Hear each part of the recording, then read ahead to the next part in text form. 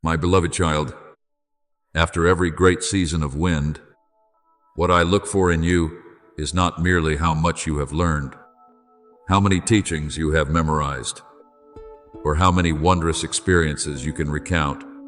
What I look deeper into is whether your heart still stands firm when the ground beneath your feet shifts, whether your eyes are still fixed on me when the noises around you rise, and whether your mouth still speaks words of faith when circumstances refuse to yield to the promise.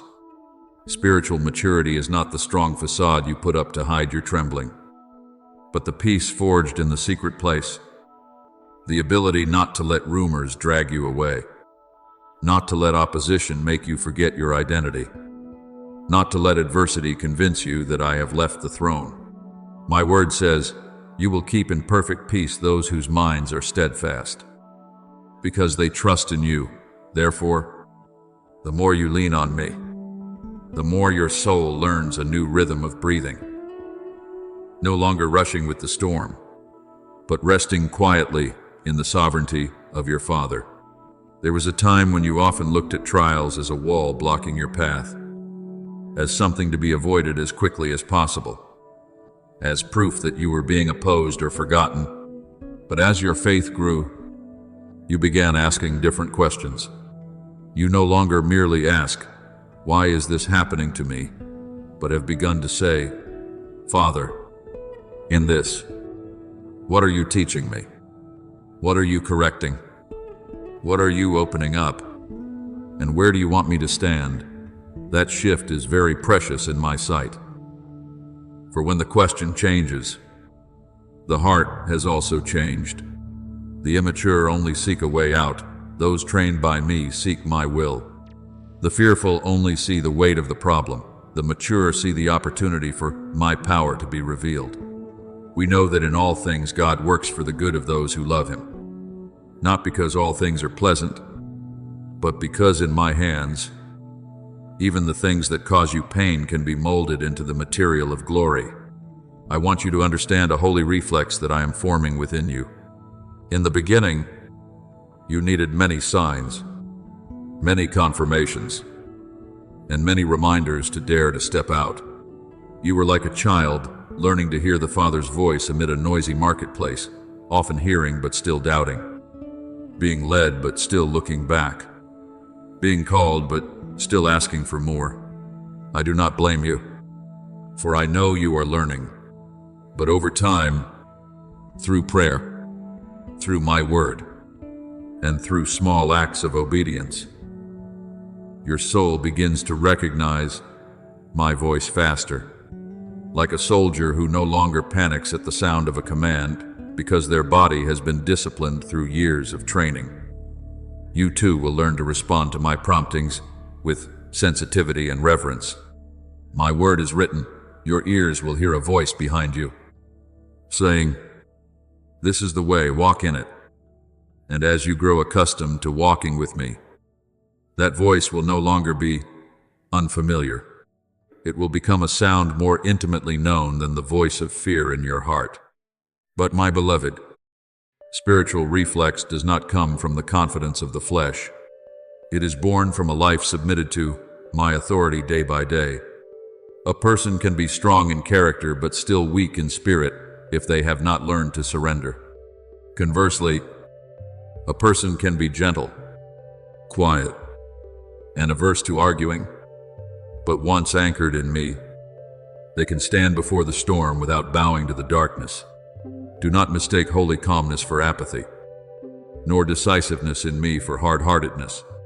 As I make you mature, I do not take away your emotions. I teach your emotions to bow down to the truth. I do not tell you that you cannot hurt. I teach you not to let the pain rule over you. I do not tell you that you cannot ask questions. I teach you to ask them in faith rather than in rebellion. Trust in the Lord with all your heart and lean not on your own understanding. For your understanding has limits, but my guidance never lacks light. Remember Abigail in the days of David, when her husband Nabal acted foolishly and David's anger was drawing her entire household to the brink of bloodshed. Abigail did not let panic take control. Nor did she sit motionless, lamenting her fate. She quickly prepared gifts, went to meet David with humility and wisdom, and spoke timely words to prevent an anointed one from shedding blood in anger.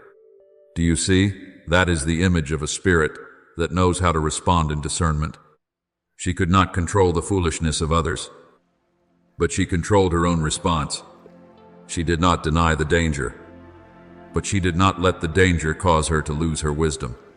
I tell you this so you may understand that maturity is not living in perfect circumstances, but knowing how to bring my presence into the midst of imperfect ones, so that a timely word, an appropriate action, and a heart unswayed by chaos can prevent much from breaking apart. Therefore, when contrary voices arise, learn to pause in me before answering the world. Do not let rumors cause you to lose your bearings. Do not let a criticism make you forget what I have spoken in the secret place. Do not let one difficult day define the entire journey. Those who are mature in me know that not every wind deserves an answer. Not every attack is worth taking to heart, and not every delay means the promise is dead. Be still before the Lord and wait patiently for Him. For that stillness is not helplessness, but the strength of knowing how to stand in the right place. When you do not react according to the flesh, you are making room for me to act. When you do not speak hasty words, you are protecting your harvest from seeds of bitterness. When you do not let circumstances drag you down, you are proving that your faith has taken root. And gradually, you will see that trials are no longer your greatest enemy. What is more dangerous than a trial is an untrained heart, prone to running away from the very place I am using to forge it. But when you remain with me, the very place that once made you afraid will become a classroom of courage. The very thing that once made you cry will become a deep well of wisdom. The very season that once made you want to give up will become the proof that my grace has sustained you. I do not take you through the fire so you can carry the smell of the smoke of defeat, but so you will emerge as refined gold. As Peter wrote, your faith of greater worth than gold, which perishes even though refined by fire. Your faith, too, is tested not to be destroyed, but to be proven genuine, enduring, and pure before me. Continue to place yourself under my ruling authority. My child, every morning, let my word recalibrate the rhythm of your heart. Whenever provoked, let my peace be the gatekeeper. Whenever you receive a holy prompting, align it with my word and walk in obedience. Whenever difficulties arise, ask me what you need to learn, what you need to release, what you need to say, when you need to be silent, and what you need to hold fast. I am forming in you a steadfastness born not of pride, but of love and trust. And as the new season continues to unfold, you will no longer be easily swept away by every upheaval. You will stand like a tree planted by streams of water, whose leaves do not wither in the scorching heat. For your roots have found the source. You will know who holds your destiny, who calls your name, who goes before you, and who fights for you. And in that knowing, you will not just survive the trial, you will walk through it with a heart made deeper, Vida, stronger, and more like mine. My beloved child, there are no's from me that are not a rejection of love, but a fence of grace erected before something you cannot yet see. There are doors I close not to disappoint you, but because behind them lie detours that would draw you away from the peace I have prepared. You may only see what you desire right in front of you, but I see the consequences, the roots, and the storms hidden behind an appealing exterior. A child might cry when a father refuses to let them touch the fire, but the father knows that fire can burn his child. In the same way, when I delay, I have not forgotten. When I tell you to wait, I am not ignoring you. When I take from your hands what you thought was a blessing, I am keeping you from what could become chains. Because my word says, for I know the plans I have for you. Plans to prosper you and not to harm you. Plans to give you hope and a future. You must learn to trust me, even in the times when my answer does not look like what your heart had prayed for. Look back at the road you have traveled, not to live forever in the past, but to recognize the fingerprints of my faithfulness. How many times did you think you could not stand? Yet today you are still here. How many nights did you speak to me in words so small they almost dissolved into the darkness? Yet I heard every single sigh in its entirety. There are prayers you thought fell to the ground, but in truth, they are kept before me like sweet incense. There are times I answered in ways you did not immediately recognize, a person arriving at the right time, a door closing just in time, a quiet strength lifting you up, an inexplicable peace amidst tearful circumstances. My word reminds you, the righteous cry out, and the Lord hears them. He delivers them from all their troubles.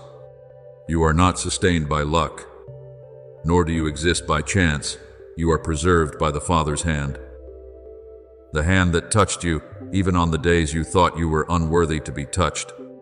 Therefore, do not fear the seasons of testing simply because they take the form of fire.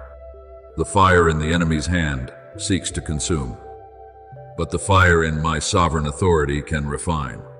Gold does not become pure while sitting quietly in a box. It must go through temperatures that separate the impurities. So too with your soul, there are frailties, fears, pride, and misplaced attachments that are only revealed when you walk through the heat of the trial. I do not bring you into the fire to abandon you there. I am the one who steps into the fire with you.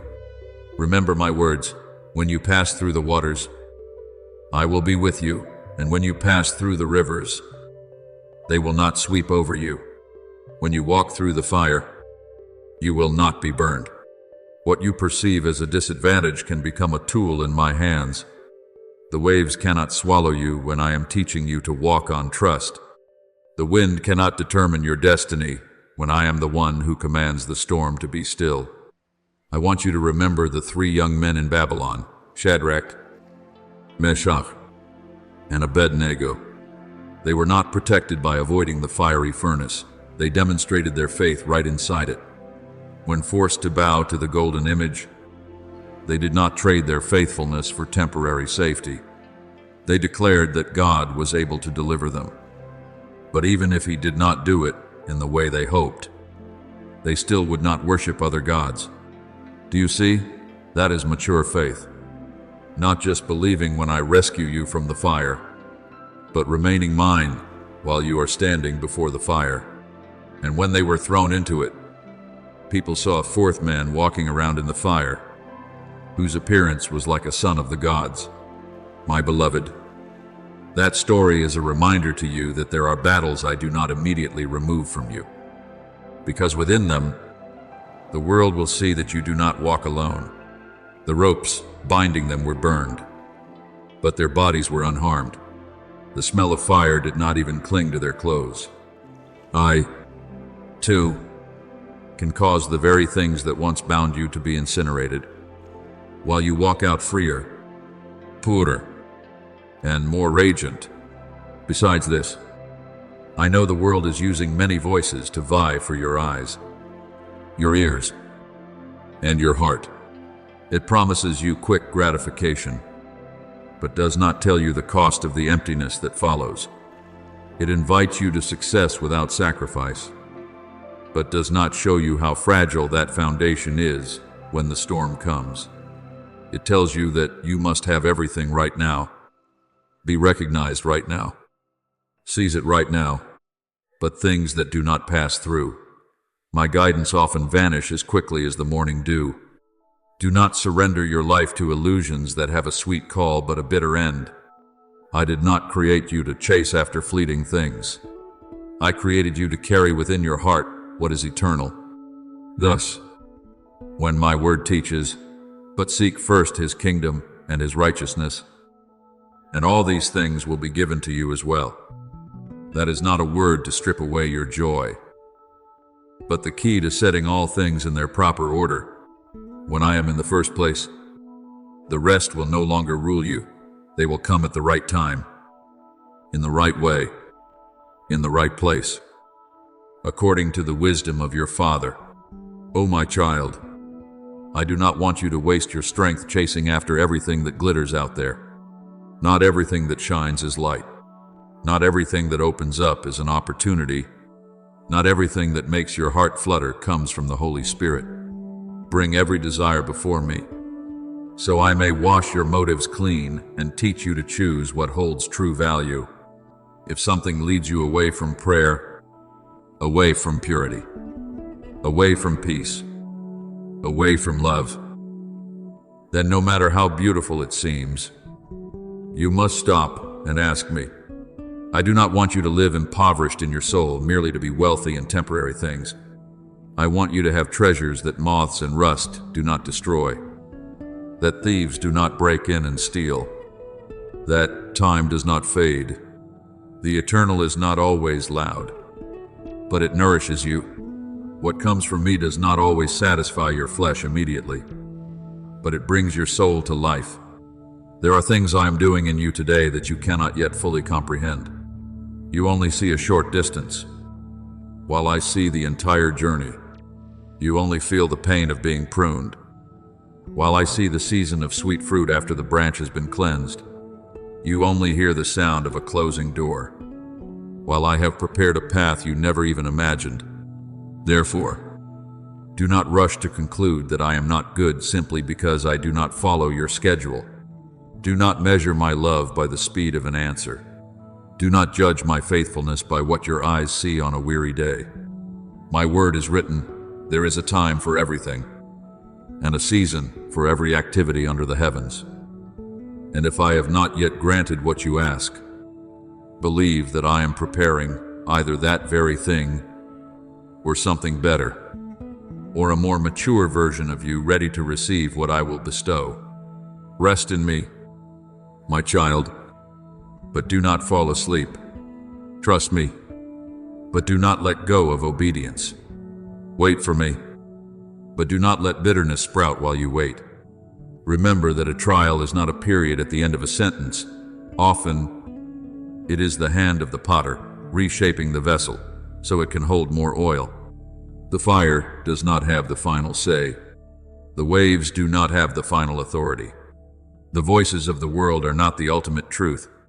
I am your Father, the one who hears you in the dark, lifts you in weakness, closes what needs to be closed, opens what needs to be opened, and turns even the things that seem to be against you into a path that leads you into my good purposes. Put me first, and you will see that your life is not lost, but rearranged into holy order. And one day, looking back, you will understand that the times I said not yet were also love. The times I said no were also protection. And the times I let you go through the fire were so you would walk out with a light in your soul that will not easily be extinguished. My beloved child, there are days you walk when it seems the earth remains silent. The sky has yet to answer, and the things you planted have not yet broken through the hidden soil. You will wonder if you heard my voice correctly, if the tears in your place of prayer truly achieved anything, if your quiet obedience has been forgotten amid the noises of life. But my child, do not use finite eyes to judge a work that is happening in the deep. There are chains cracking before they fall. There are doors being unlatched before you hear the hinges turn. There are seeds sending roots down very deep before the first leaf appears. My word has spoken, for we live by faith, not by sight. So do not be quick to sorrow when the surface has not yet changed. In my kingdom, not a single footstep of obedience is in vain. Not a single sincere plea fades away. And not a single day of perseverance is erased from heaven's book of remembrance. Understand more deeply. My child, there are battles you are fighting that do not stop at the boundaries of your own life. When you shatter fear, you do not merely step out of your own cage, you are opening a way for those who will come after. When you reject sin, you do not merely protect your own soul, you are cutting off a dark current that could seep into your family, your descendant, your community, and those you love. When you rise from disappointment, you leave a spiritual milestone for others to know that my grace can lift a person from the ashes. Do not think your victory is small. There are prayers of a mother, a father, a child, a silent servant that will become a wall of protection for an entire generation. The righteous lead blameless lives, blessed are their children after them. And that blessing is not merely visible wealth, but a legacy of faith, alertness, reverence for me, and a path of freedom paved by your faithfulness today. Therefore, you must guard the things that seem small.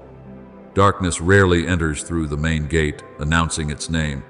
It often begins with a very slight compromise. A negative thought you nurture longer than necessary. An unkint word. An act of disobedience you justify as insignificant. But a small crack can let water seep into the foundation. And a bad seed watered long enough will grow into a thorn bush in the heart. I do not call you to be vigilant so you will live in fear, but so you will live in a freedom that has boundaries. My word says, watch and pray so that you will not fall into temptation. That does not mean you must suspect everything, but that you must bring everything into my light. When your lips want to utter bitter words, stop. When your mind wants to believe words of condemnation, return to my word. When your heart wants to cross the boundaries I have set, remember that today's obedience may save you from many tears tomorrow. When you are weak, do not hide your weakness as if I only love the strong. I know your limits, and I never called you to force yourself to the point of exhaustion. I gave the Holy Spirit not as a distant concept, but as the Comforter to be with you, to teach you, to convict you in love, to remind you of my word, and to lift you up when your knees tremble. The Spirit helps us in our weakness. So, when you do not know how to pray, do not stay silent out of shame. Come to me in truth. Sometimes, my guidance does not come like thunder, but as a gentle nudge in the heart. Do not say that. Forgive. Wait a little longer. Leave that place. Open your Bible. Pray instead of worrying. Do not ignore those pure promptings. For many times I lead my people through a still, small voice rather than through signs that shake the mountains. And do not let the words of the world rewrite the name I have placed upon you. They may look at your past and call you a failure. I look at the atoning blood and call you saved.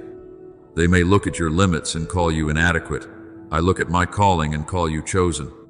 They may use disparaging words to push you toward insecurity. But I have declared that you are a chosen people, a royal priesthood, a holy nation, God's special possession. When you stand in the identity I gave you, the words of condemnation lose their ruling power. Not because you have never been wrong, but because my grace is greater than your mistakes.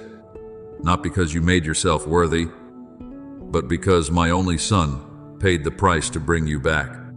So wear your new name, not in pride, but in gratitude and holiness. I want you to remember Caleb, the man who saw the same land as the others, heard the same threats about the giants, and stood before a reality that seemed too massive for human strength. But he had a different spirit. When many brought back reports that made the people melt in fear, Caleb still said, "We should go up and take possession of the land, for we can certainly do it."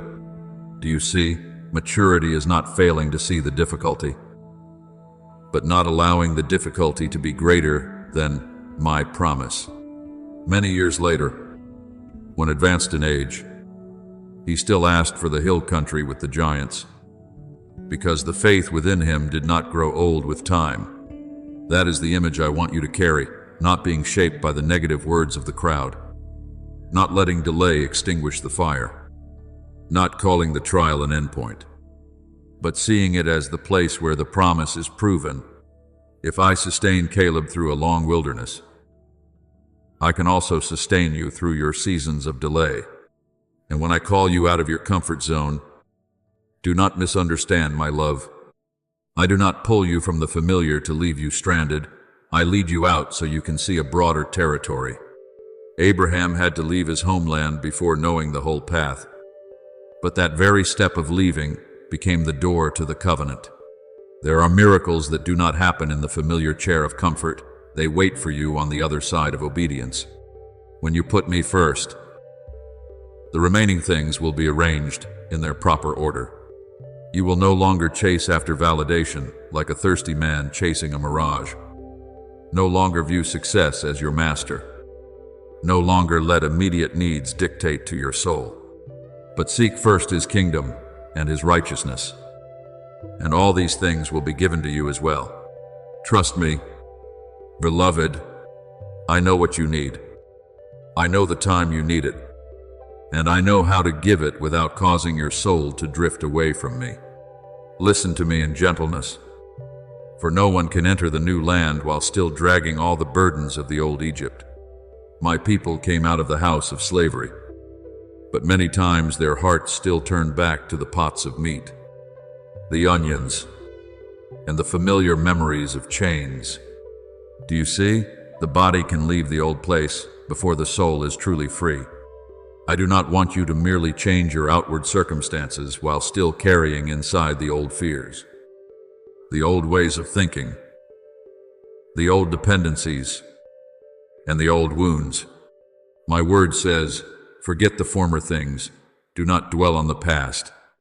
Say, I am doing a new thing. Now it springs up. Do you not perceive it? My new thing cannot fully spring up in a soil completely covered by ruins you refuse to let go of. When I clear the foundation, you may feel empty. But that emptiness is not for you to panic.